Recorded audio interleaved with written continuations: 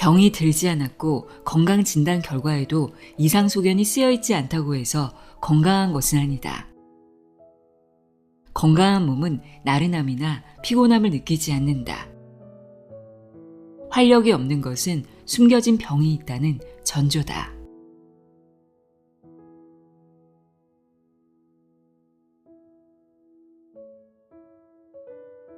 안녕하세요. 나의 소리책갈피 소리내어 읽다입니다. 오늘은 심혈관계통 질환에 시달리는 사람과 그 질환에 걸릴까봐 불안한 사람들을 위한 책입니다. 세계적인 심장외과 의사 미나미 카즈토모의 심장혈관 혈압 고민을 해결하는 방법입니다. 30년간 독일에서 심장혈관 외과의로 활약한 저자는 일본인 최초로 독일 보움루르 대학 종신교수로 임명되었고 일본 니온대학 의학부 심장혈관 외과 교수 등을 거쳐 지금도 현역으로 심장수술을 하고 있습니다. 지금까지 2만여 건이 넘는 심장, 혈관, 폐수술을 집도했다고 합니다. 저자는 이 책을 통해 침묵의 살인자라고 불리는 다양한 심혈관계 질환에 대해 진단부터 대처법, 그리고 예방법까지 구체적으로 설명하고 있습니다. 몇 년 전에 가족 중 한 분이 뇌동맥류 수술을 한 적이 있는데요. 그 당시 뇌수술을 해야 하는 상황에 놓이니까 당황스럽기도 하고 무서웠던 기억이 있습니다. 수술 후에도 후유증이 있을까봐 걱정을 많이 했었는데요. 다행히 수술이 잘 되고 경과도 좋아서 지금은 건강하게 살고 계십니다. 심혈관 질환은 누구에게나 닥칠 수 있는 질병이기 때문에 구체적으로 어떤 증상이 있는지 미리 알고 있으면 당황하지 않고 슬기롭게 대처할 수 있겠죠. 저자가 특히 강조하고 있는 점은 고혈압과 같은 심혈관 질환은 나쁜 생활 습관으로 인해 발병하기 때문에 약을 먹는 것보다 생활 습관을 개선하는 것이 무엇보다 중요하다는 겁니다. 그럼 지금부터 심혈관계와 관련된 성인병을 대처하고 예방하는 방법에 대해 알려주는 심장, 혈관, 혈압 고민을 해결하는 방법, 내용의 일부를 읽어드립니다. 귀 기울여 들어보세요.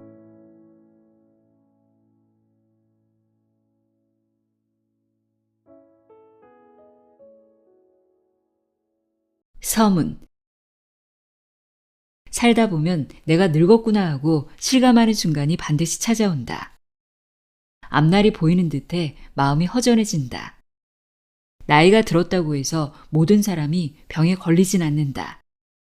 그러나 30이 넘으면 정도의 차이는 있지만 대부분 동맥경화가 발생하고 고혈압이나 당뇨병으로 진행되는 흐름에 속도가 붙는다.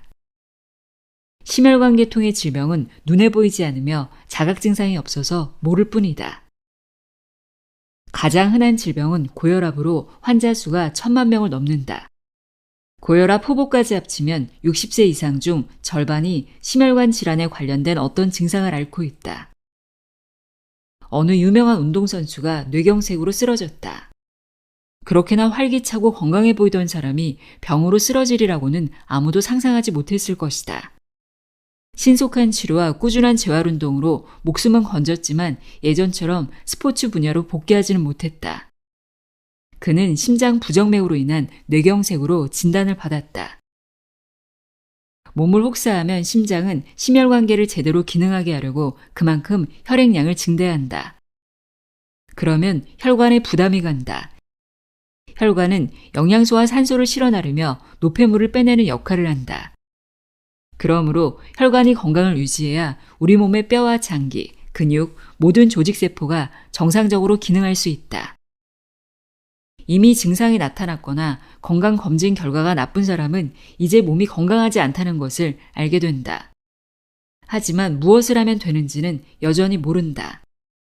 정보가 없어서 지금의 생활을 개선하지 못하고 결국 상태가 점점 악화한다. 혈관병은 온몸에 퍼지는 병이다.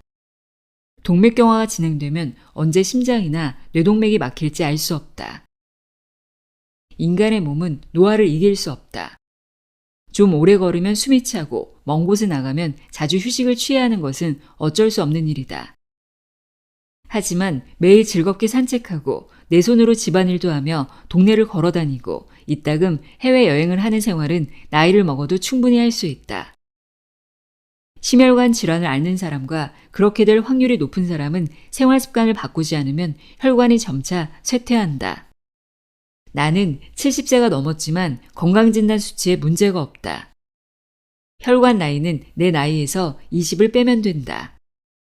이렇듯 관리만 잘하면 누구나 젊고 건강한 혈관을 유지할 수 있다. 나는 이 책을 심혈관계통 질환에 시달리는 사람과 그 질환에 걸릴까봐 불안한 사람에게 직접 조언하는 심정으로 썼다. 이 책은 심혈관계에 관련된 생활습관병을 먼저 알아보고 사망 원인 중 상위에 올라있는 심장질환, 뇌혈관 질환을 중심으로 구체적인 증상과 특징, 병에 걸린 데의 대처법을 살펴본다. 심혈관 질환은 의료비의 20.5%를 차지하는 최대 질병이다. 즉, 심혈관 질환은 의료비를 압박하는 최대 요인이다. 그래서인지 TV나 잡지에서도 혈관을 강화한다, 콜레스테롤 수치를 낮춘다와 같은 주제별로 건강 관련 정보를 단편적으로나마 종종 소개하고 있다. 물론 아무것도 하지 않는 것보다는 단편적으로나마 정보를 파악하는 게 낫다. 다만 건강법을 훑어본다고 정말로 건강한 몸이 되진 않는다. 심혈관 질환의 치료 및 개선은 종합적 측면에서 이루어지므로 결과적으로 만병을 예방하는 효과가 있다. 사람들은 몸 상태가 안 좋거나 피곤하다고 느끼면 그제야 휴식을 취한다. 그러나 건강이라는 측면에서 생각하면 상태가 나빠지기 전, 피곤해지기 전에 어떻게 행동하는가가 중요하다. 건강해지기에 이미 늦은 나이란 없다.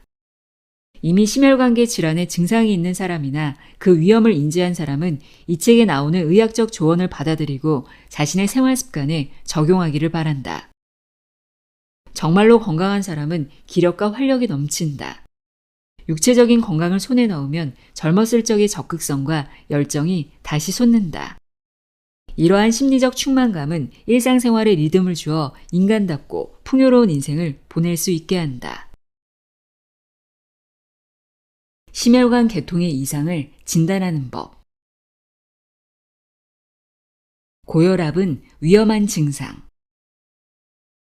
혈관 내부의 압력을 혈압이라고 하는데 보통은 동맥 내부의 압력을 가리킨다. 혈압은 펌프 역할을 하는 심장이 수축할 때 최대치가 되고 확장할 때 최소치가 된다. 수축기 혈압을 최고혈압, 이완기 혈압을 최저혈압이라고 한다. 정상 혈압 범위는 수축기 혈압이 140 수은주 밀리미터 미만, 이완기 혈압이 90 수은주 밀리미터 미만이다. 여러 날에 걸쳐 측정해도 이 수치를 벗어나면 고혈압이라는 진단을 내린다. 모든 병에는 원인이 있다. 초음파 검사로 동맥 경화의 유무를 알 수 있는데 원인을 알 수 없는 고혈압, 본태성 고혈압은 전체 고혈압 중 2분의 1 정도이며 나머지 3분의 1은 동맥 경화성, 호르몬 이상이 15%, 자율신경 실조증이 15%를 차지한다. 다시 말해 3분의 2는 동맥 경화가 진행되지 않도록 운동을 습관화하고 콜레스테롤을 과다 섭취하지 않도록 주의하며 자율신경의 균형을 유지하는 등 생활 습관을 개선하는 방식으로 대처할 수 있다. 그래도 낫지 않으면 약을 먹어야 한다.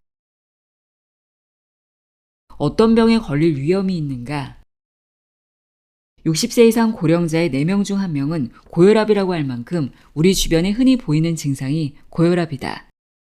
그런데 고혈압이면 혈액이 몸 구석구석까지 충분히 전달되지 않아서 머리가 멍하거나 의식장애를 일으킬 가능성이 있다. 갑자기 증상이 악화해 죽음에 이르는 일은 별로 없지만 고혈압이 계속되면 동맥이 막히거나 혈관이 끊어지거나 뇌출혈이 발생할 수 있다. 심장이 비대해져 심부전으로 발전하기도 한다. 무시무시한 심혈관계 질병이 우리를 기다리고 있음에도 고혈압은 대부분 이렇다 할 어떤 증상이 나타나지 않는다. 그래서 침묵의 살인자라고도 불린다. 고혈압이라는 진단을 받으면 무조건 약을 먹는 것도 좋지 않은 치료법이다.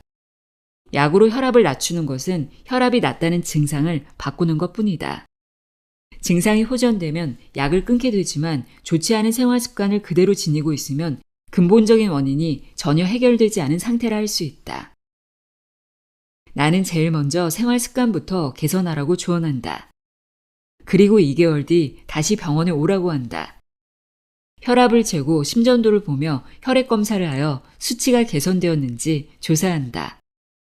내 조언에 따라 생활 습관을 바꾸고 세 번째로 반년 뒤에 병원에 왔을 때도 증상이 개선되지 않는 경우에만 약 처방을 검토한다. 혈압 측정은 중요하다. 매일 혈압을 측정하는 사람도 많다. 혈압은 평소에 잴 때는 정상이다가 병원에만 오면 긴장해서 평균 최고혈압 10, 최저혈압 5 정도 상승하는 경향이 있다. 개중에는 50 이상 오르는 사람도 있다. 이를 배기 고혈압이라 하며 이런 경우에는 원칙적으로 혈압 강화제가 필요 없다. 반대로 혈압이 병원에서 재면 정상이지만 평소에 가정에서 재면 높아 고혈압인 사람도 있다. 간혹 의사가 혈압 강화제 효과가 충분하지 않다고 판단해 배기 고혈압인 사람에게 복용량을 늘려서 혈압이 지나치게 떨어지는 일이 있다. 가정에서 재는 혈압이 고혈압 치료에 얼마나 중요한지 알고 있을 것이다. 고혈압에 관련된 심혈관 장애는 병원에서 측정한 수치보다 가정에서 측정한 수치와의 연관이 강하다고 한다. 의사도 중요한 참고 자료로 생각하므로 꼭 가정에서 꾸준히 혈압을 측정하자. 병원에 올 때 오랫동안 지하철이나 차를 타고 오는 환자가 있는데 그 경우 병원에 오자마자 혈압을 재면 대부분 높은 수치가 나온다. 병원에 도착한 뒤 최소한 15분은 지나서 혈압을 측정해야 정확한 수치를 알 수 있다. 가정 혈압은 병원 혈압보다 기준 수치를 낮게 잡는다. 가정 혈압이 135에 85 이상이면 고혈압이라고 진단된다. 또 밤보다 아침이 교감신경이 활발해져 혈압이 높아진다는 것을 기억하자. 혈압은 손목이나 목을 재는 것보다 팔에 커프를 감고 측정하는 것이 정확하다. 혈압 강화제를 복용하는 사람은 아침 식사를 하기 전이나 약을 먹기 전에 혈압을 재자. 아침에 시간이 없다면 저녁 식사를 한 지 2시간 뒤부터 취침 전 사이에 측정하자. 또한 복용한 뒤 2시간에서 4시간 사이에 틈틈이 혈압을 재서 혈압 강화제 때문에 혈압이 너무 떨어지지는 않았는지도 확인하자. 혈압은 작은 요인으로도 금방 변화하므로 기본적으로 매일 측정한다. 아침과 밤에 각각 1회, 되도록 편안한 환경에서 재고 아침에 나온 수치를 기준으로 판단한다. 날짜와 맥박수, 약 복용 시간, 그날의 몸 상태나 증상 등도 기록하자. 밤에 잘 때는 음주나 입욕 직후에는 측정하지 않는다. 혈관이 확장해 혈압이 낮아지기 때문이다. 고령자는 혈압이 높으므로 최고 혈압이 150 정도여도 밤에 잰 혈압이 정상 범위 약 120 정도면 크게 걱정하지 않아도 된다. 180 등 눈에 띄게 높은 경우가 고혈압이다. 반면 아침에 최고 혈압이 140이지만 밤에도 140이라면 동맥경화가 진행 중이거나 자율신경의 균형이 무너졌을 가능성이 있다. 혈압이 너무 들쑥날쑥할 때는 부정맥이 의심되므로 심전도 검사를 해보자. 두 팔의 혈압을 모두 측정해서 그 수치가 너무 차이가 나지 않는지도 확인하자. 쇄골 아래의 동맥에서 팔을 향해 뻗어가는 혈관이 협착되면 혈압이 다른 쪽 팔보다 낮다. 혈압 변동에 맞추어 마음대로 혈압 강화제를 늘리거나 줄이는 것은 금물이다. 반드시 주치의와 상의하도록 하자. 치료의 기본은 생활습관 개선. 고혈압이라는 진단을 받으면 폭식과 폭음도 안 되고 자율신경을 편하게 해줘야 한다. 이런 점을 의식하며 혈압을 올리지 않은 생활을 하는 것이 중요하다. 고혈압의 원인으로는 젊은 사람의 경우 자율신경 실조, 50세부터는 동맥경화가 가장 많이 꼽힌다. 이 경우 혈관 나이를 확인해보자. 실제 나이보다 혈관 나이가 많은 사람은 식습관에 문제가 있거나 과로로 생활이 불규칙해져서 교감신경이 활성화되어 있을 수 있다. 자신이 고혈압이어서 고민하는 사람에게 나는 제일 먼저 식생활이 어떤지 확인한다. 그런 다음 몇 시에 자고 몇 시에 일어나는지, 자율신경의 균형이 무너질 만한 생활을 하고 있지 않은지 확인한다. 이때 원인을 파악하는 것이 중요하다. 생활 습관이 좋은데도 고혈압인 사람은 자신이 알아차리지 못하는 어떤 스트레스를 받고 있을 가능성이 있다. 병원에 가면 의사의 주도하에 증상을 해소하는 치료를 하므로 혈압이 높은 사람에게는 혈압을 단기간에 내리는 약을 처방할 수도 있다. 그러나 약은 우리 몸을 건강하게 만드는 게 아니라 건강하지 않은 증상을 억제하는 물질이다. 병의 원인인 생활 습관을 바꿀 수 있는 것은 환자 본인뿐이다. 그리고 그 성과를 얻으려면 최소 3개월은 걸린다. 또 일시적으로 성과가 나타나도 생활 습관이 예전으로 돌아오면 다시 혈압이 상승한다.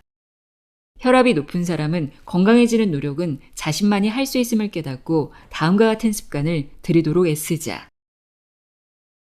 1. 염분량. 우리 몸은 매일 3에서 5g의 염분을 잃으므로 하루 평균 6g, 1 작은 술의 염분이 필요하다. 작고 동그란 빵 2개, 스프, 소스, 인스턴트 식품, 짭조름한 과자가 1.2g, 소시지 종류, 햄, 살라미가 1.8g이다. 중화요리 정식을 먹으면 그것만으로도 하루에 필요한 염분량을 훌쩍 넘는다. 양식도 스테이크나 함박스테이크에는 4에서 5g 염분이 있다. 나트륨 양만 표기된 가공식품도 많은데 나트륨 함유량은 식염량이 아니다. 식품이나 음료수에 들어있는 식염량은 그 식품의 나트륨량을 2.5배로 하면 산출할 수 있다. 나트륨량은 소변 검사로 측정할 수 있다. 리터당 밀리그램 당량이 150을 넘으면 식염 과다 섭취라고 할 수 있다. 그 경우에는 의사와 상의하자. 식염을 1g 줄이면 혈압이 0.5에서 1이 떨어진다고 한다. 물론 개인차가 있으므로 식염량을 제한해도 좀처럼 효과가 나타나지 않는 사람도 있다. 먼저 식자재 본래의 맛을 느껴보자. 가공식품이나 조미료를 최대한 삼가자. 식자재의 맛만으로는 뭔가 허전한 느낌은 초반에만 그렇다. 3주를 목표로 식사 방식을 개선해보자. 본래의 미각으로 돌아오면 애써 염분을 줄이지 않아도 필요한 염분량으로 하루 세끼를 즐길 수 있다. 2. 체중 조절. 체중이 무거운 사람은 근육층 안에 있는 혈관이 체지방으로 꽉 조여진 상태다. 1kg을 감량하면 혈압은 1에서 1.5 떨어진다고 하므로 비만인 사람은 조금만 감량해도 효과가 있다. 비만 정도를 나타내는 지표로 BMI, 신체 질량 지수가 있다. 다음과 같이 쉽게 계산할 수 있으므로 때때로 비만도를 확인해 표준 체중이 되도록 노력해보자. BMI는 체중 나누기 키의 제곱이다. 체중 65kg, 키가 170cm인 사람은 65 나누기 1.7 곱하기 1.7로 계산하면 된다. 이 사람의 BMI 지수는 22.5다. 일본 비만학회 기준으로 18.5에서 25는 보통 체중, 그 이상은 비만으로 규정한다. 비만한 사람은 혈중 지방이 쉽게 과다해지고 보통 체중인 사람보다 2~3배 높은 비율로 고혈압이 된다. 또한 고유산 혈증, 당뇨병을 앓기 쉽다.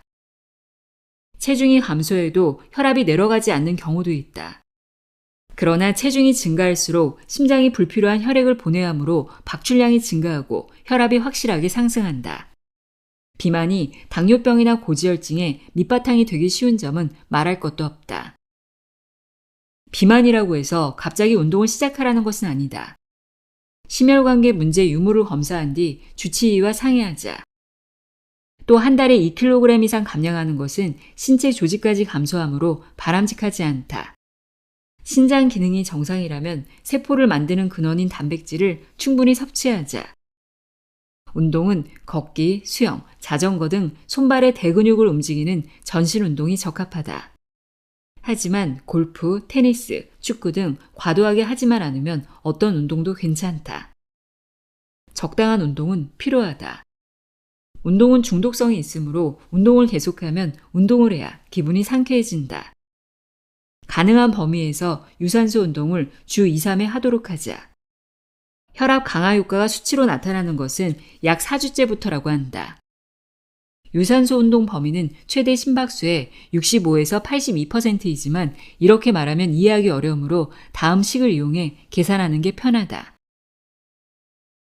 유산소 운동 범위 최대 220 빼기 나이 곱하기 0.75 최소 220 빼기 나이 곱하기 0.6 혈압 강화제를 복용하는 사람은 맥박수가 좀처럼 오르지 않으므로 운동 강도를 점점 올리다가 무산소 운동을 하게 될 우려가 있다. 목표 심박수의 최소를 최대치로 잡고 주치의와 상의하면서 운동에 몸을 적응시키자. 3. 알코올 절제. 음주량이 늘어날수록 혈압이 높아져 고혈압이 될 확률이 크다.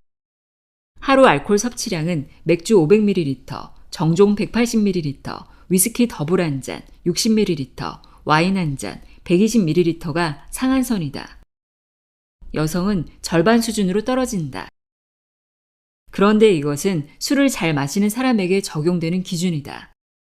술을 잘 마시는 사람이란 정종 180ml를 마셔도 전혀 취하지 않는 사람이다. 일본인의 약 10%는 알코올 분해 요소가 거의 없다. 그런 사람은 소량만 마셔도 건강에 좋지 않다. 술을 잘 마시는 사람도 알코올은 의존성이 강하므로 주량이 점차 늘어나 간장이나 신장에 부담을 주게 된다. 술을 마셔도 맥주 한 잔 정도가 적당하다. 술이 들어가면 위장이 활발하게 움직이므로 식욕이 솟고 혈관이 확장되어 동맥 경화를 억제하는 효과가 있다. 하지만 알코올에 의지하지 않고도 운동을 하면 혈액순환을 원활하게 할 수 있다. 알코올로 심박수가 상승하거나 순환 혈액량이 증가하면 심장과 혈관에 부하가 걸린다. 뇌출혈, 부정맥, 심장 비대 등의 위험 인자이기도 하다. 열량이 높으니 비만이 되기도 쉽다. 4. 미네랄 섭취. 칼륨, 칼슘, 마그네슘 등 미네랄이 부족하면 신장의 활동성이 떨어진다. 앞서 말했듯이 신장 기능이 악화하면 혈액량이 늘어나 심장에 부담이 간다. 미네랄을 풍부하게 하기 위한 채소나 해조류를 적극적으로 섭취하자. 데치거나 졸이면 미네랄은 곡물로 빠져나가므로 되도록 생으로 먹는 것이 좋다. 그렇다고 건강보조식품을 챙겨 먹을 필요는 없다. 충분한데도 계속 섭취해도 되는 것은 비타민 계통뿐이며 미네랄은 몸에 과도하게 쌓이면 혈압이 올라가기 때문이다. 5. 자율신경 조절. 인간이 활동하면 교감신경이 자극되어 아드레날린이 분비되고 혈관이 수축한다. 또 짜증이 나거나 긴장하면 교감신경이 활성화되어 혈압이 높아진다. 반대로 긴장이 완화되면 부교감신경이 활성화되어 혈관이 확장되고 혈압이 떨어진다. 병원에 입원해서 안정을 취하기만 해도 혈압이 내려가는 경우가 많은데 이것은 과도한 스트레스가 고혈압에 나쁜 영향을 미쳤기 때문이다. 자율신경에는 역치가 있다. 역치가 낮으면 아주 약간의 자극에도 교감신경이 과도하게 반응해 짜증이 나고 심한 긴장 상태가 된다. 자율신경의 역치가 낮아지진 않았는지 여기서 한번 확인해 보자. 최근 쉽게 지친다. 사우나를 한 뒤 욕탕에 들어가지 않는다. 땀을 별로 흘리지 않는다. 손발이 항상 차다. 감정적이고 금방 짜증이 난다. 해당 항목이 많을수록 자율신경의 역치가 떨어졌다고 생각하면 된다. 교감신경 뒤에는 반드시 부교감신경이 활성화되므로 음악을 듣거나 영화나 연극을 보거나 독서를 하거나 취미를 갖고 거기서 받는 감동을 차분히 음미하자. 무언가를 활동한 뒤에 성취감이나 뿌듯함을 느끼는 것이다. 자극이 없어졌다, 의욕이 없어졌다, 감동하는 일이 없어졌다는 것은 역치가 떨어졌다는 신호다. 만족감이나 행복감을 크게 느낄수록 자율신경의 역치가 높아진다. 6. 금연. 말할 것도 없이 흡연은 백해무익이다. 니코틴 작용으로 혈관이 수축해 담배 한 대에 10에서 20의 혈압을 올린다고 한다. 흡연은 암, 폐와 소화기 관련 질병뿐 아니라 협심증, 심근경색, 뇌경색, 폐쇄성 동맥경화증 같은 동맥경화성 질환을 촉발한다. 하루 두세 대 흡연도 관상동맥 질환을 일으킬 위험을 50%나 높인다. 피가 쉽게 응고되어 혈전증을 일으킬 위험도 있다. 더욱 나쁜 것은 흡연은 다른 위험인자에도 영향을 주어 LDL 콜레스테롤 수치를 높이고 HDL 콜레스테롤 수치를 내린다는 사실이다. 동맥경화에 걸릴 위험도 높인다. 흡연자는 심혈관 질병과 암 사망률이 비흡연자보다 1.5에서 2배 높다. 고혈압을 치료하고 싶다면 즉시 담배를 끊도록 하자. 혈관병은 전신병. 생활 습관이 나쁘면 혈관병에 걸린다. 혈액은 우리 몸의 조직에 산소와 영양을 운반하고 그 과정에서 생기는 노폐물을 회수한다. 혈액이 지나가는 길을 혈관이라고 한다. 산소와 영양은 동맥, 노폐물은 정맥을 지난다. 혈관에 관한 질병은 크게 파열하는 것과 막히는 것으로 나뉜다. 혹이 생기면 혈관이 터진다. 혈관은 펌프처럼 수축과 확장을 반복하며 혈액을 운반한다. 혈관 내피에는 항상 혈액의 압력이 가해져 있으므로 약한 부분을 압력에 의해 팽창하고 홍 모양으로 확장되는데 이를 동맥류라고 한다. 혹이 있는 동맥벽의 상태에 따라 진성 동맥류, 해리성 동맥류, 가성 동맥류로 나뉜다. 진성 동맥류는 동맥이 약해져 동맥벽 전체가 부풀어 오른 상태에서 생긴 혹이다. 해리성 동맥류는 혈관벽의 3층 구조, 내막, 중막, 외막 중 중막에 혈액이 흘러들어와 생긴 혹이다. 가성 동맥류는 동맥벽이 파열되어 유출된 혈액이 주변 조직을 압박해서 생긴 혹이다. 해리성 동맥류의 경우 가슴이나 등에 갑자기 통증을 느낀다. 그러나 가장 많은 신정 복부 대동맥류는 별 증상 없이 점점 부풀어 오른다. 혈관의 두께에 따라 다르므로 일률적으로 말할 수는 없지만 대동맥은 1년에 0.5에서 1cm씩 혹이 커진다. 동맥류가 커지면 후두에 분포하는 운동신경인 반해신경을 압박해 성대신경이 마비되어 목이 쉬거나 음식물이 기도를 통과하지 못하는 일이 발생한다. 해리성 동맥류의 경우 주변의 폐조직을 압박해 폐에 피가 스며들면 피가 섞인 가래가 나온다. 또 똑바로 누워서 배를 만져보면 불룩불룩하는 진동을 느끼는 사람도 있다. 이것은 동맥류가 상당히 진행되었음을 의미하는데 증상이 나타나기 전까지는 알아차리지 못하므로 45세부터는 3년에 한 번은 심장 검사를 받아보도록 하자. 대동맥류가 발견되어도 크기가 작으면 경과를 관찰한다. 동맥류가 작아지진 않는다. 일반적으로 위험하다고 보는 5cm까지 혹이 자라지 않았는지 3개월에 한 번은 CT와 초음파 검사를 해서 정기적으로 관찰해야 한다. 대동맥 해리는 발생 부위에 따라 뇌, 심장, 신장, 장, 손발 등의 순환 장애를 일으킨다. 이 경우 혈압이 급상승되지 않도록 생활 습관을 개선해야 한다. 고혈압인 사람은 혈압을 낮추거나 혈액을 맑게 하거나 콜레스테롤을 떨어뜨리는 약을 먹어야 하기도 한다.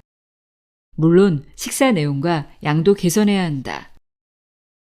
혹이 계속 커지면 수술하는 방법밖에 없다. 혹이 터져버리면 긴급 수술을 해야 한다. 대동맥류가 파열할 경우 살아날 가능성은 20%밖에 되지 않는 무서운 병이다. 치료는 스텐트라는 금속관을 대퇴 동맥을 통해 삽관해 좁아진 동맥을 넓히는 시술을 한다. 다만 스텐트를 삽관하면 혈전이 생기기 쉬우므로 한동안 항혈소판제를 복용하는 등 혈액을 맑게 하는 노력이 필요하다. 또 소동맥에는 혈전이 금방 생기는 편이므로 스텐트를 사용하지 않고 바이패스 수술을 한다.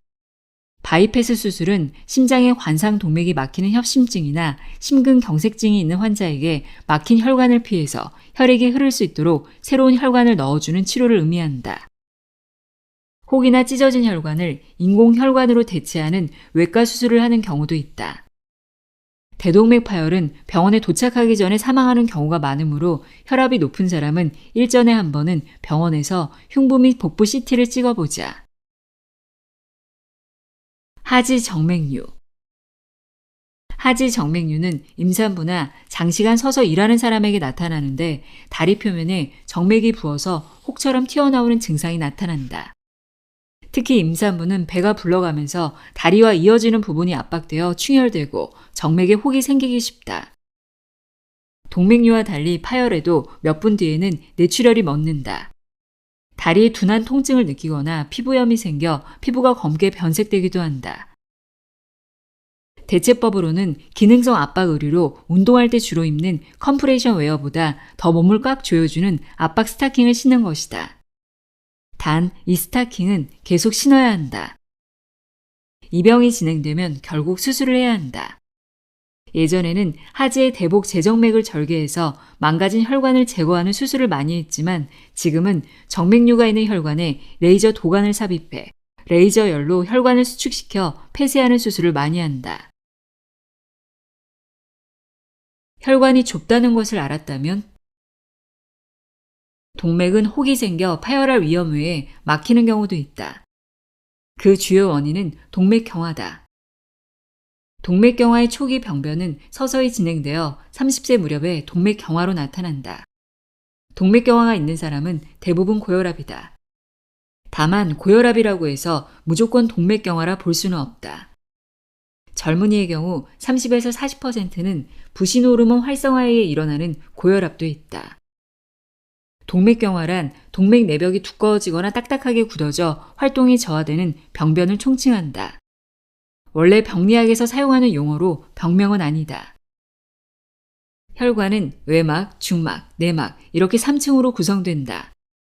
고혈압이나 당뇨병 등에 의해 내막이 손상되면 콜레스테롤 중에서 작은 입자인 LDL 콜레스테롤이 흘러가지 않고 축적된다. 그러면 내막에 부하가 걸려 내막세포가 파괴되고 혈중 백혈구가 LDL을 제거하려고 내피세포에 달라붙는다. 그런데 시간이 지나면 백혈구 자체도 파괴되어 그곳에 LDL이 부착되고 죽 같은 상태로 누적되는데 이것을 아테롬, 죽종이라고 한다. 아테롬이 파괴되면 핏덩어리, 혈전이 생긴다.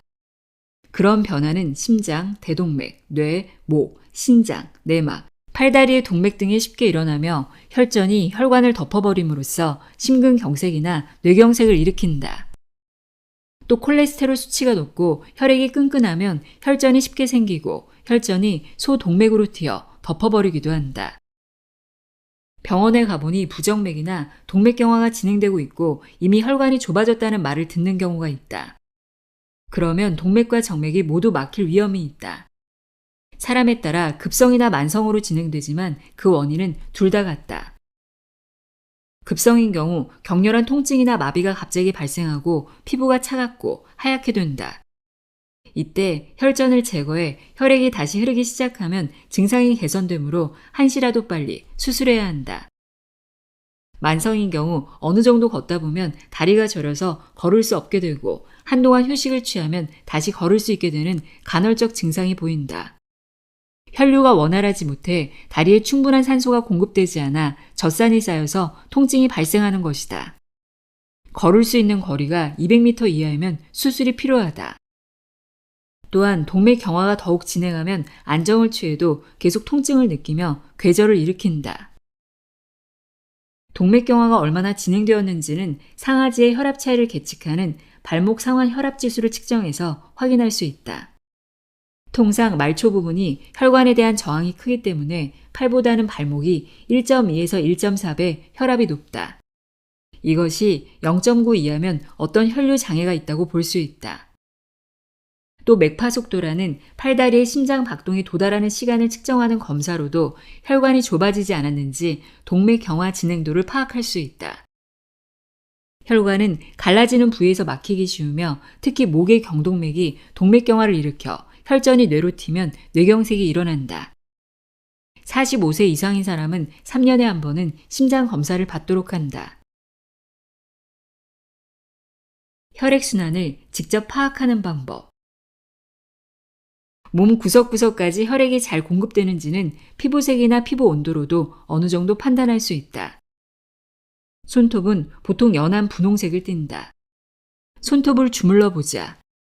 금방 빨갛게 되지 않으면 혈액순환이 좋지 않다는 말이다. 손톱 주무르기. 1. 한 개에 10초씩 손끝을 주무른다. 2. 깍지를 끼고 손목을 빙빙 돌린다. 손톱에 붉은기가 생기는지 확인한다. 운동을 하면 얼굴이 빨개지는 것은 혈류가 나쁘기 때문이다. 빨리 걸어보자. 발이 항상 아파오거나 저리면 혈액이 충분히 전달되지 않는다는 증거다. 쉽게 숨이 차는 것도 마찬가지다. 동맥경화는 뇌와 심장 어디에서도 나타날 가능성이 있다. 앞서 말한 심장 검사처럼 검사 기술이 발전함에 따라 혈관이 막힌 부위를 동맥과 정맥 양쪽 다 특정할 수 있게 되었다. 동맥경화에 평생 한 번도 걸리지 않는 사람은 5에서 6%라고 한다. 혈관 노화는 나이가 들면 막을 수 없는 현상이지만 생활 습관을 개선하면 어느 정도 늦출 수 있다. 사람은 자신이 병에 걸린 것을 안 다음에야 운동과 다이어트의 필요성을 깨닫는다. 그러나 증상이 나타나지 않으면 병이 아니라고 생각한다. 증상이 나타나면 그때는 늦다. 또 수술이 성공하면 완치했다고 생각하는 것도 문제다. 혈관 질환은 온몸에 발생한다. 동맥경화가 일어나 막히는 부위는 대체로 정해져 있다. 장기의 경우 심장, 뇌, 신장에 많이 나타난다. 동맥경화와 마찬가지로 암도 온몸에 생긴다. 위암은 위만이 문제가 아니다. 지금과 같은 생활을 하면 직장암이 될 가능성도 있다. 면역력이 떨어지므로 쉽게 감기에 걸리고 담석이 생기거나 감염증을 일으키기 쉽다. 손발에 순환 장애가 생겼을 때는 뇌와 심장 등 온몸이 비슷한 상황이 되어 있을 가능성이 있다. 손발의 증상만 신경 쓰지 말고 고지혈증, 고혈압, 흡연, 당뇨병과 같은 동맥경화 위험 인자를 갖고 있는 사람은 반드시 생활 습관을 개선해야 한다. 순환 장애로 인해 생기는 질병들. 심장에 어떤 이상 증세를 느낄 때는 협심증인 사람은 전흉부통이나 복부 통증 외에 70%가 부정맥 증상을 보인다. 나머지 30%는 머리가 아프거나 등이 아프거나 기분이 나쁘거나 하는 등 일정한 질환을 특정할 수 없는 불편한 증상이 일어난다. 협심증은 두통과 같이 증상이다. 한편 심근경색은 병명이다. 둘 다 동맥경화나 혈전이 생겨서 관동맥 혈류가 정체되어 심근에 피가 가지 않으면 일어나므로 허혈 심장 질환이라고도 한다. 협심증은 통증을 느끼고 길어도 15분 이내에 통증이 사그라든다. 협심증을 내버려 두면 혈관이 막혀 심장 근육이 손상되고 결국에는 심근경색으로 발전한다. 협심증은 무거운 물건을 들거나 갑자기 달리거나 긴장해서 혈압이 올라가면 심장이 아프거나 하는 식으로 매번 일정한 패턴으로 일어나는 안정협심증과 때와 장소에 상관없이 일어나는 불안정협심증이 있다. 후자가 심근경색에 가깝다. 내시경 검사로 위장에 문제가 없는데도 등, 복부에 통증이 생길 수도 있다. 심장 후벽이 손상된 경우다. 보통 사람은 심장이 어디에 있는지도 느끼지 못하며 살아간다. 그것이 아침에 가슴이 아프거나 심장에 뭔가 있는 것처럼 느껴지면 1분간 몇 번 찌르는 듯한 위화감이 몇 분 동안 지속할 때는 의사에게 진단을 받아보자. 협심증은 목의 통증을 느끼는 정도에서 심장을 쥐어짜는 듯한 압박감에 이르기까지 다양한 정도의 증상이 나타난다. 또 1년에 몇 번 느끼는 사람도 있고 매일 느끼는 사람도 있다. 심근경색일 때는 식은땀을 흘리고 호흡곤란이나 의식을 잃기도 한다. 심근경색은 동맥경화가 진행되어 있어서 플라크 일부가 혈전이 되어 혈류를 방해하는 경우가 많으며 그 밖에도 관동맥의 동맥경화로 인해 운동을 했을 때 말초에서 혈액이 피로해져서 심장에 충분한 혈류가 가지 않아 일어나기도 한다. 이 전조는 안정 시 심전도 검사를 했을 때는 모를 수도 있다. 일반 건강검진을 매년 받아도 안심할 수 없다. 혈액검사, 심전도, 에코, 관동맥 CT, 흉부 복부 CT 등의 검사가 필요하며 그 외의 검사도 포함해 심장 검사를 받기를 권한다. 사람들은 가능하면 병원에 가기 싫고 검사를 받고 싶지 않아 한다. 그러나 임상 현장에서는 병원에 일주일만 더 늦게 왔다면 심근경색을 일으킬 가능성이 큰 사람을 심심치 않게 본다. 혈관은 75% 이상 좁아지면 막힐 가능성이 크다. 그러나 증상이 없으므로 어떤 사람은 99% 막힌 상태에서도 아무 이상 없이 생활한다. 심근경색이 발병한 사람의 3분의 1은 병원에 운송되기 전에 사망하거나 운송된 사람의 절반은 골든타임, 4시간 이내에 처치를 받아 큰일을 면한다. 그러나 나머지 절반은 목숨은 건져도 후유증이 남는다. 그중 상당수는 심장 기능 저하, 부정맥, 심장 판막 폐쇄 부정과 같은 위중한 병을 앓는다. 일반 검진을 받아서는 끊임없이 움직이는 심장 기능이 정상인지 아닌지 알 수가 없다. 우리 몸에는 예비력이 있으므로 어느 정도는 가능하기 때문이다. 자동차를 구매하고 2, 3년에 한 번은 검사를 받아야 하듯이 심장 검사도 45세를 넘으면 3년에 한 번은 반드시 받아야 한다. 죽음에 이르는 병, 뇌혈관 질환. 뇌동맥이 막히면 뇌졸중 증상이 나타난다.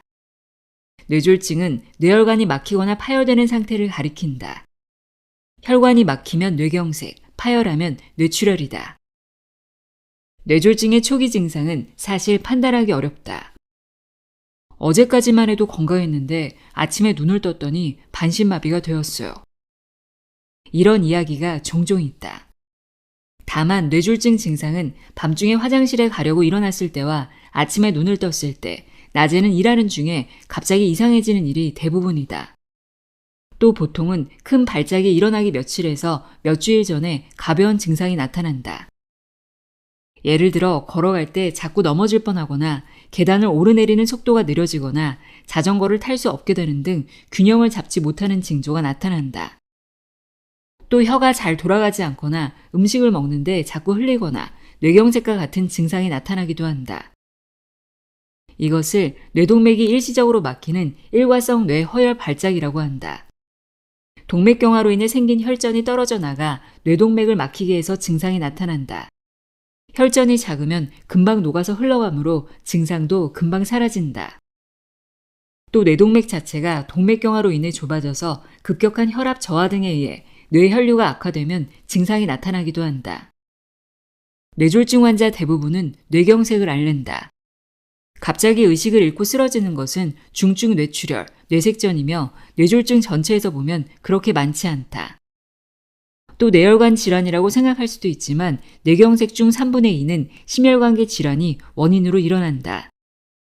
부정맥, 심방세동 등으로 심장 박동 리듬이 정상적이지 않거나 움직임이 나쁘면 혈액이 충혈되어 혈전이 쉽게 생긴다. 동맥경화가 진행된 대동맥이나 경동맥, 심장에서 생긴 혈전이 이탈되어 혈액을 타고 돌아다니다 뇌동맥으로 흘러가 막아버리면 심원성 뇌색전증이 된다. 뇌출혈. 앞에서 혈관을 막히는 병과 파열하는 병 두 가지로 나뉜다고 설명했다. 고혈압이나 동맥경화로 뇌의 좁은 동맥이 터지면 뇌출혈을 일으킨다. 두통이나 구토감을 수반하거나 반신마비나 감각장애를 일으킨다. 뇌혈관이 손상된 결과 출혈이 일어나므로 한번 뇌출혈이 일어나면 재발할 확률이 커진다. 이미 출혈한 부위 외에 혈관에도 손상이 생길 가능성이 크다. 아스피린이나 워퍼린 등 혈액을 응고하지 않게 하는 약을 먹은 사람은 출혈을 일으키기 쉬우므로 주의해야 한다. 다만 뇌출혈이 일어나도 증상이 개선되면 적절한 운동과 비행기나 배 등 장거리 이동도 가능하다. 지주막하 출혈. 대동맥류와 같은 혹이 뇌동맥이 생기면 동맥이 파열할 위험이 있다. 뇌동맥류는 사람들 중 몇 %만 생기며 그중 대부분은 평소 아무 증상이 없는 채로 산다고 한다. 만약 뇌표면 지주막하공에 뇌동맥류가 터지면 방망이로 맞은 것과 같은 격렬한 두통과 구토감이 수반되며 의식을 잃는다. 3명 중 1명이 목숨을 잃고 살아남아도 그중 절반은 어떤 장애가 남는 것이 지주막하 출혈이다. 뇌동맥류가 파열하면 부스럼처럼 파열한 부분에 달라붙는다. 이 부스럼은 24시간 내에 처치하지 않으면 부스럼이 이탈해서 재출혈하기 때문에 신속하게 치료해야 한다. 요즘에는 뇌검사가 보급됨에 따라 뇌동맥류도 조기 발견할 수 있게 되었다. 뇌경색. 뇌는 심장에 생긴 혈전이 가장 튀기 쉬운 곳이다. 심장 내에 생긴 혈전이 뇌동맥을 막으면 뇌경색을 일으킨다. 드물게 엄지발가락에 혈전이 생겨서 검게 변하는 사람이 있는데 뇌로 갈 가능성이 훨씬 크니 차라리 행운이라 할 수 있다. 뇌경색의 반수 가까이 차지하는 것이 라쿠타 경색이다. 좁은 뇌동맥이 막혀서 뇌의 깊은 부분에 작은 경색이 일어난다. 증상은 비교적 가볍지만 빈번하게 발생하여 혈관성 치매나 파킨슨 증후군으로 발전할 가능성이 있다. 경동맥과 같은 굵은 동맥이 굳어져 혈관이 막히거나 혈전이 떨어져 나가 돌아다니다가 막혀서 일어나는 것이 아테롬 경색이다. 일본인의 뇌경색 중 약 20%를 차지한다. 감각 장애뿐 아니라 실언증과 인식장애인 실인증도 수반한다. 관동맥이나 팔다리의 혈관에도 동맥 경화가 일어날 가능성이 있으며 심근경색과 폐색성 동맥 경화증도 합병증으로 나타난다. 검사. CT 스캔 영상을 보면 뇌출혈이 일어난 부분은 하얗게 표현되므로 병이 생겼는지 확인할 수 있다. 뇌경색으로 괴사한 뇌조직은 검게 보인다. 그런데 CT로 진단하려면 몇 시간 이상 걸리기 때문에 MRI가 신속하고 정확하게 진단할 수 있다. MRI는 X선 대신 자력을 이용해 몸을 단층 촬영하는 장비다. 금속이 들어간 치아 등 체내에 금속이 있을 때는 검사를 하지 못할 수도 있다. CT와 비교하면 검사 시간이 길고 기사가 없으면 간단히 조작할 수 없는 문제점이 있지만 CT로는 발견하지 못했던 작은 뇌경색까지 판별할 수 있다. 요즘에는 전혀 증상이 없는 작은 뇌경색도 발견할 수 있게 되었다. 뇌경색 중 상당수는 심혈관계에서 일어난다고 했다. 경동맥 에코 도플러로 동맥경화가 일어나지 않았는지 검사할 수 있다. 경동맥이 협착되었을 경우 혈관이 좁아진 부분을 정확하게 보기 위해 팔이나 다리가 시작되는 부위의 굵은 동맥에 카테터를 넣어서 관 끝에 조영제를 흘려 넣는 경우도 있다. 치료법. 뇌졸중과 심장병은 예방 방법이 같다. 먼저 동맥경화의 원인인 고혈압, 당뇨병, 고지혈증 등 생활습관병을 방지해야 한다. 이미 동맥경화가 일어났거나 혈전이 생겼을 때는 약물요법을 시행한다. 약만으로 조절하기 힘든 경우에는 카테터 시술이나 외과적 수술을 선택할 수 있다. 경동맥 협착은 목 부분인 경부를 절개해 혈관을 직접 제거하는 방법밖에 없었다. 그러나 의료기술이 발달함에 따라 절개하지 않고 시행하는 혈관 내 치료를 할 수 있게 되었다. 일반적으로는 사타구니에 있는 동맥에 풍선을 부착한 카테터를 주입해 조영제를 흘려넣어 X선 투시를 하면서 목적지까지 유도해 풍선을 확장한다. 확장된 혈관에 직경 2mm 정도의 카테터 끝에서 형상 기역 합금으로 만들어진 관, 스텐트를 쏘아 협착 부위에 놓는다. 스텐트는 정해진 크기로 확장된다. 치료는 2시간 정도이므로 부분 마취로 해결된다. 치료 후 몇 시간 뒤에는 걸을 수 있게 되고 일주일 정도에 퇴원할 수 있으므로 환자의 육체적 부담이 적은 치료다. 또 뇌동맥류가 터지는 일을 예방하기 위해 호관에 코일을 넣기도 한다. 코일 색전술이라고 하여 수술로는 어려운 모세혈관 내의 동맥류에도 도달해 치료할 수 있다. 합병증이 생길 위험. 스텐트 내에 혈전이 생기거나 혈관벽에 쌓인 플라크의 내용물이 뇌에 튀어서 뇌경색을 일으킬 가능성도 적지만 존재한다. 스텐트에 의해 혈관이 압박되면 일시적으로 맥이 느려지거나 갑자기 혈압이 떨어지기도 한다. 극히 드물지만 약물 치료나 페이스메이커가 필요한 때도 있다. 또한 오랫동안 스텐트를 유치하면 혈관이 다시 협착하기도 한다. 그때는 다시 풍선을 집어넣어 확장시켜야 한다. 후유증.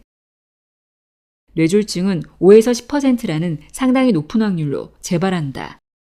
그저 안정을 취하기만 하면 증상이 개선되지 않고 근력 저하, 골다공증, 관절이 굳는 현상, 심폐기능 저하 등 다양한 증상이 나타난다. 이를 예방하기 위해 침대에 있을 때부터 재활치료를 받아야 한다. 구체적인 훈련 방법은 전문가와 상담하도록 하자. 재활치료는 반복적인 연습을 통해 몸이 사용 방법을 기억하게 하는 무척 끈기가 필요한 훈련이다. 뇌졸중 외의 합병증에 의해 훈련이 원활하게 진행되지 않거나 의욕이 떨어지거나 중증이면 후유증이 남는 사람도 있다. 말하고 듣고 읽고 쓰는 것이 어려워지는 실어증이나 감각장애, 섭식장애, 연화장애 등이 있다. 연화장애는 음식물을 씹고 삼키는 과정의 기능에 문제가 생긴 상태를 말한다. 삼킴장애라고도 한다. 그러나 발병한 지 몇 년 뒤에는 여행을 가거나 직장에 복귀하거나 의욕적으로 생활하는 사람도 많다. 예방. 뇌졸중도 혈관병에서 기인한다. 고혈압, 당뇨병, 고지혈증, 비만, 흡연, 음주 등 동맥경화를 일으키는 위험인자를 예방해야 한다. 뇌졸중의 최대 위험인자는 고혈압이다.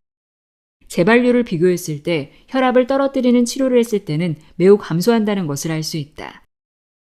아침 식사 전에 1회, 밤에는 취침 전에 1회, 매일 혈압을 측정해 기록하도록 하자.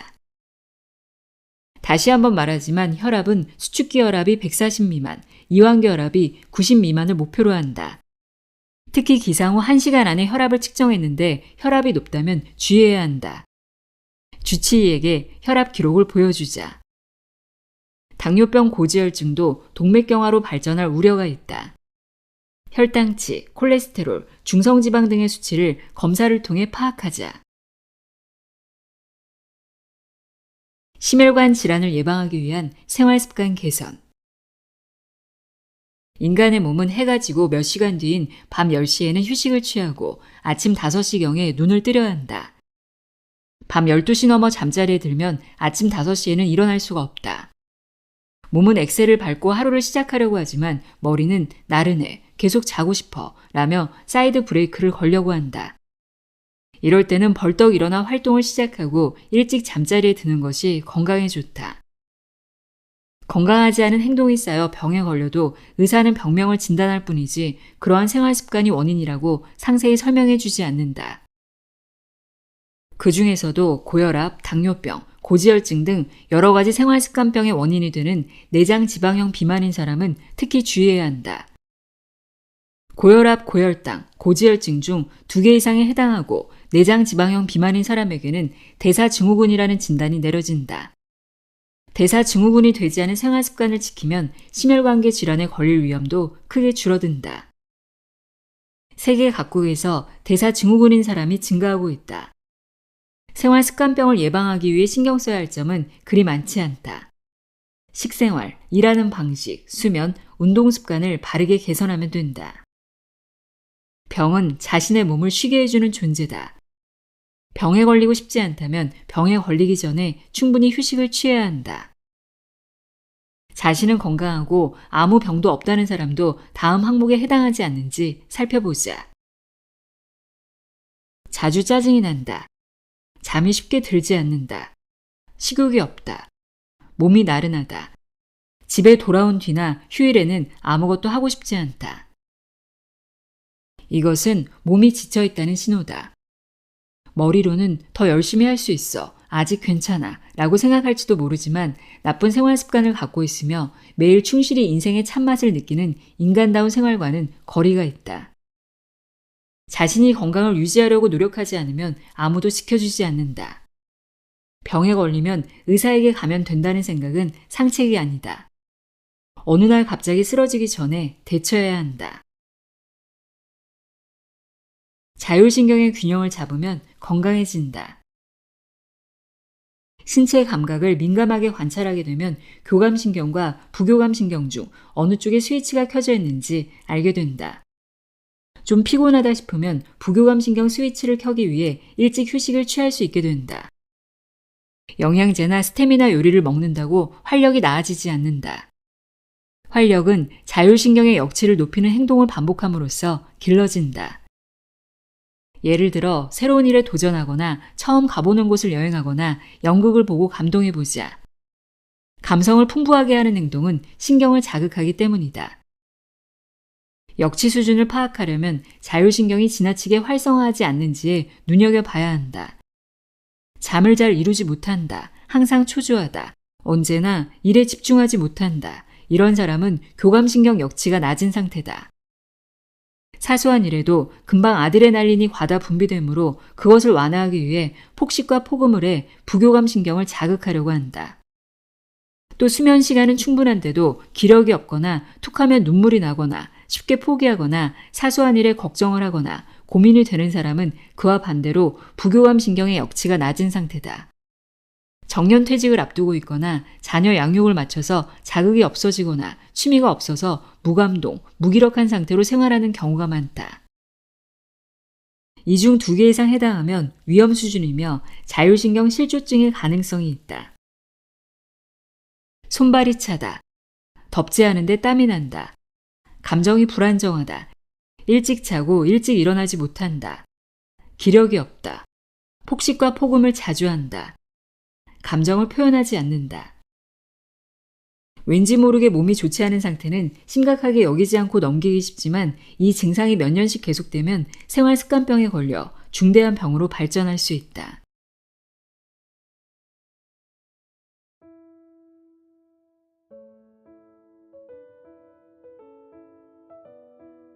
심장, 혈관, 혈압 고민을 해결하는 방법 읽어드렸습니다.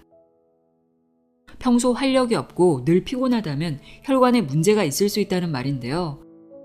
혈관 문제는 생활 습관과 직결된다는 것, 건강한 몸은 나른함이나 피곤함을 느끼지 않는다는 것 기억하시길 바랍니다. 오늘도 함께 해주셔서 고맙습니다.